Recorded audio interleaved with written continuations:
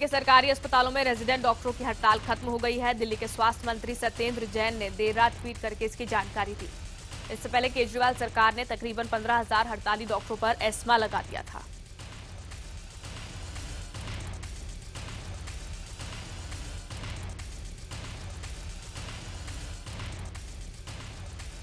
इस बीच डॉक्टरों की हड़ताल के चलते सैकड़ों मरीजों को भारी परेशानी का सामना करना पड़ा। जहां दर्द से बेहाल ये मरीज इलाज के लिए दर दर भटकने को मजबूर दिखे।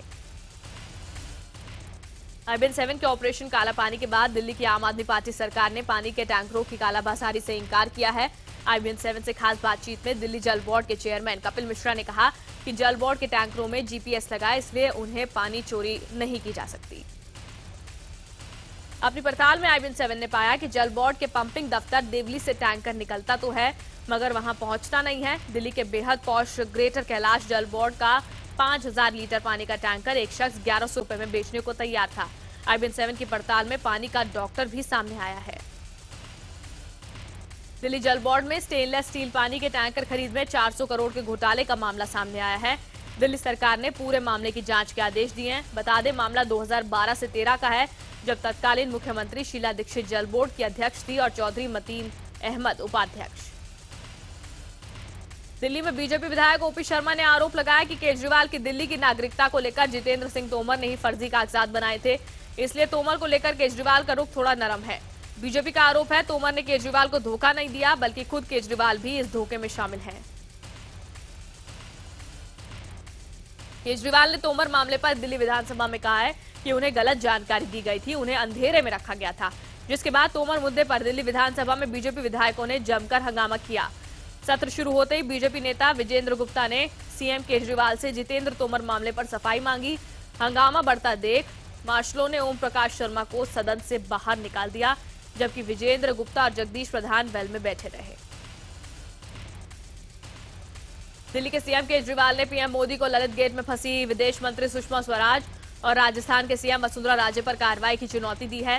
दिल्ली विधानसभा में फर्जी डिग्री मामले पर बोलते हुए मुख्यमंत्री केजरीवाल ने कहा, उन्होंने जिस तरह फर्जी डिग्री मामले में अपने कानून मंत्री पर कार्रवाई की, मोदी भी ऐसा करके दिखाएं। महाराष्ट्र के शिक्षा मंत्री विनोद तावड़े को महाराष्ट्र के सीएम देवेंद्र फडणवीस ने क्लीन चिट दे दी है। फडणवीस ने कहा कि तावड़े ने अपने हलफनामे में कोई जानकारी गलत नहीं दी है, इसलिए उन्हें हटाने का सवाल नहीं उठता। ललित मोदी विवाद में बीजेपी सांसद और पूर्व गृह सचिव आरके सिंह के नाम लिए बिना वसुंधरा राजे और सुषमा स्वराज पर हमला बोला है। सिंह ने ललित मोदी को भगोड़ा बताते हुए कहा कि उनकी मदद करना या उनसे मिलना गुनाह है। केंद्रीय वित्त मंत्री अरुण जेटली ने कहा है, ललित मोदी से लेन देन के मामले में वसुंधरा राजे के बेटे और बीजेपी सांसद दुष्यंत सिंह को कोई क्लीन चिट नहीं दी गई है। जेटली ने कहा, इस मामले में उनके पहले के बयान को गलत तरीके से समझा गया है। उन्होंने ये भी कहा, दुष्यंत के मामले में संबंधित एजेंसियां अपना काम करेंगी। झारखंड में 24 घंटे के बंद के दौरान नक्सलियों ने लातेहार में धमाके के जरिए रेलवे लाइन उड़ा दी। इस वजह से पलामू एक्सप्रेस के 3 डब्बे पटरी से उतर गए।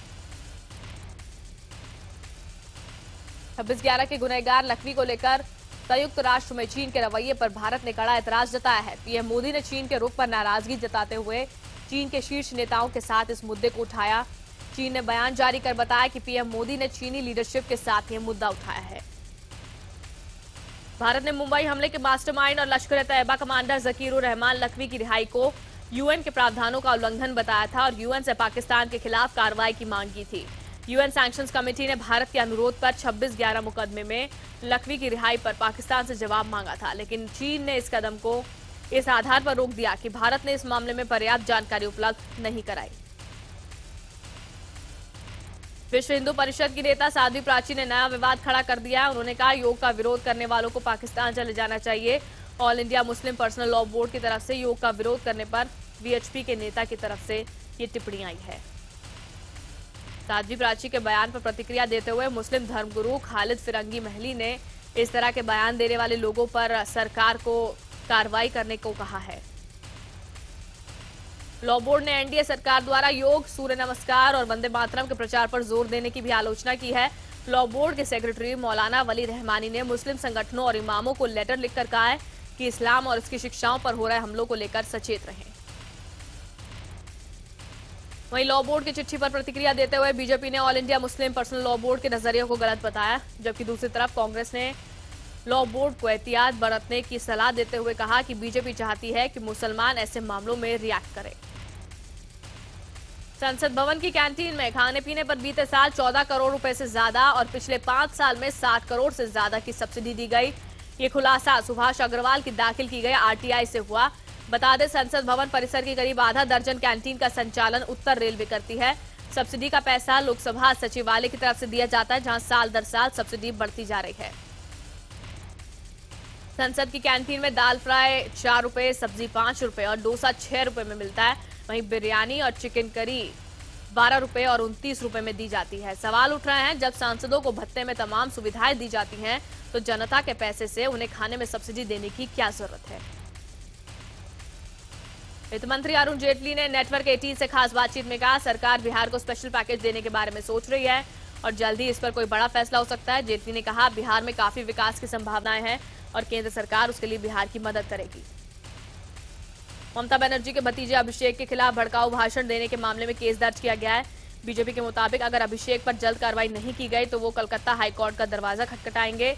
उत्तर 24 परगना में एक जनसभा को संबोधित करते हुए अभिषेक ने कहा था कि बंगाल के खिलाफ आंख उठाने वालों की आंखें निकालकर सड़क पर फेंक देंगे। आय से अधिक संपत्ति मामले में तमिलनाडु की मुख्यमंत्री जयललिता को बरी करने के खिलाफ कर्नाटक सरकार ने सुप्रीम कोर्ट में याचिका दायर की है। कर्नाटक सरकार के मुताबिक जया को बरी करने से कानून की हार हुई है, इसलिए कर्नाटक हाईकोर्ट के आदेश पर रोक लगाई जाए और उनकी सदस्यता को रद्द रखा जाए। यूपी में पर्यटन को बढ़ावा देने के लिए मुख्यमंत्री अखिलेश यादव ने रिलायंस जियो पर भरोसा जताया है। मंगलवार को सीएम अखिलेश ने यूपी में मुफ्त वाईफाई सुविधा देने के लिए रिलायंस जियो को कमान सौंपी है।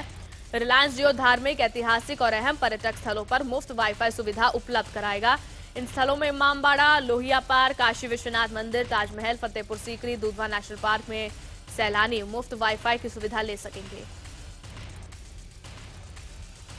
केंद्र की सबसे अहम योजना में शुमार स्मार्ट सिटी प्रोजेक्ट को लेकर IBN 7 को एक्सक्लूसिव जानकारी मिली है। इसके मुताबिक कुल 100 स्मार्ट सिटी में से सबसे ज्यादा 13 स्मार्ट सिटी यूपी में होंगे। इसके बाद तमिलनाडु में 12, महाराष्ट्र में 10 और मध्य प्रदेश में 7 स्मार्ट सिटी होंगे।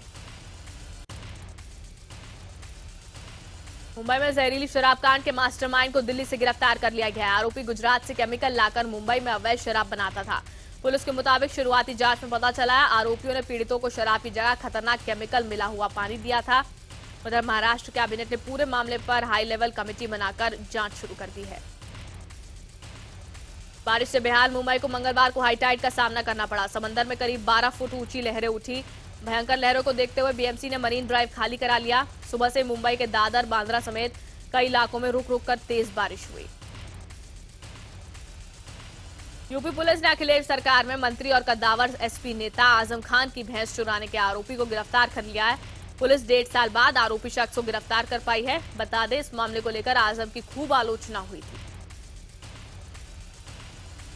गुजरात के निकाय चुनावों में अनिवार्य वोटिंग के लिए सरकार अधिसूचना जारी करने की तैयारी में है। अनिवार्य वोटिंग में कानून में मतदान नहीं करने पर जुर्माने का प्रावधान है। मतदान न करने पर 100 से लेकर 300 रुपए तक का जुर्माना लगाया जा सकता है। मध्य प्रदेश पुलिस ने रतलाम से गुजरात एनकाउंटर में मारे गए सोहराबुद्दीन के भाई शाहनवाजुद्दीन समेत 6 लोगों को गिरफ्तार किया है। आरोप है शाहनवाजुद्दीन फर्जी वसीयत बनाकर एक गांव की 16 बीघा निजी जमीन पर कब्जा करने की कोशिश कर रहा था। मेरठ में प्रेम संबंधों के चलते एक युवक को अगवा कर कत्ल करने का मामला सामने आया। युवक का शव गांव से 1 किलोमीटर दूर जंगल में मिला। पहचान मिटाने के लिए शव पर तेजाब डालकर जलाने की भी कोशिश की गई।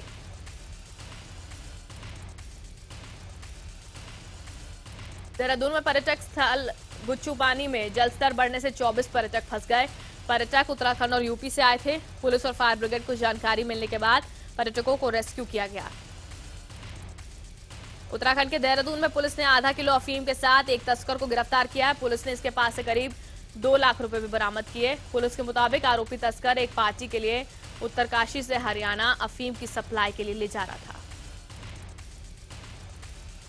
यूपी के बदायूं में चीनी मिल कर्मचारी पिछले 2.5 महीने से हड़ताल पर बैठे हैं। धरने पर बैठे मिल कर्मियों में से एक कर्मचारी की मौत हो गई। मिल कर्मी की तबियत खराब हो गई थी, जिसके बाद इलाज के दौरान उसकी मौत हो गई। गोरखपुर में धर्मांतरण पर बवाल के बीच हिंदू संगठनों ने कैंट थाने का घेराव किया।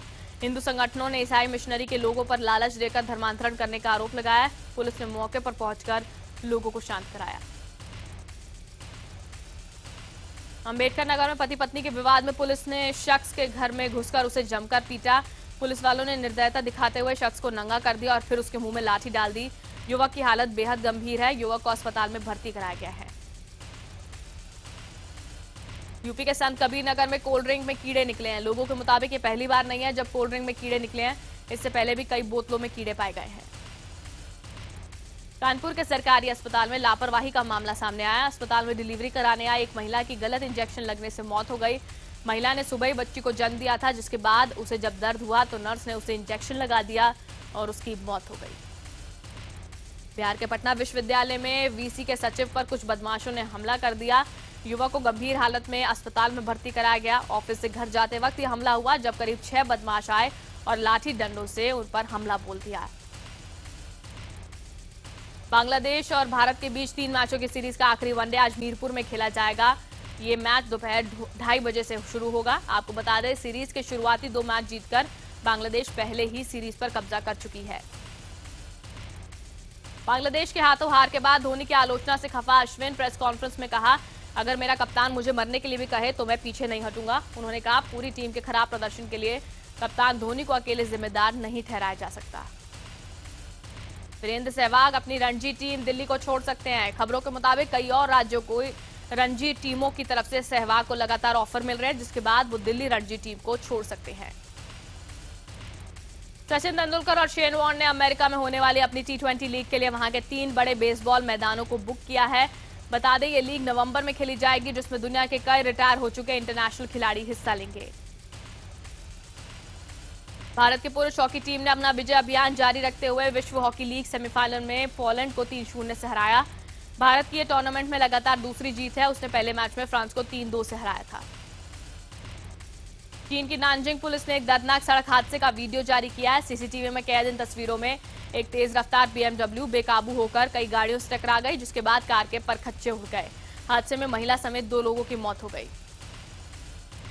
हॉलीवुड के ऑस्कर विजेता संगीतकार जेम्स हार्नर की विमान दुर्घटना में मौत हो गई है। हादसा दक्षिणी कैलिफोर्निया में हुआ। जेम्स हार्नर ने हॉलीवुड की ब्लॉकबस्टर फिल्म टाइटैनिक में संगीत दिया था। वो 61 साल के थे। सूरज बड़जात्या साल 1994 में रिलीज हुई अपनी सुपरहिट फिल्म हम आपके हैं कौन का सीक्वल बनाने की योजना बना रहे हैं। इसके लिए रणबीर कपूर को लीड के तौर पर लेने की बात चल रही है। श्रीदेवी की एक्शन ड्रामा फिल्म पुली का टीजर रिलीज हो गया। इसमें श्रीदेवी महारानी के किरदार में है। फिल्म में श्रीदेवी के साथ अभिनेता सुदीप, श्रुति हसन और हंसिका मोटवानी के भी अहम रोल है। तनु वेड्स मनु रिटर्न्स घरेलू मार्केट में बॉलीवुड की 12वीं सबसे बड़ी हिट फिल्म बन गई है। फिल्म का नेट कलेक्शन 114 करोड़ रुपए हो गया है। तनु वेड्स मनु रिटर्न्स कुल 31 करोड़ रुपए में बनकर तैयार हुई थी। अपनी कॉमिक टाइमिंग के लिए मशहूर अभिनेता अरशद वारसी ने पुष्टि की है कि अब मुन्ना भाई MBBS पार्ट 3 बनेगी। निर्माताओं को सिर्फ संजय दत्त के जेल से बाहर आने और शूटिंग शुरू करने का इंतजार है। फिल्म का निर्देशन सुभाष कपूर करेंगे।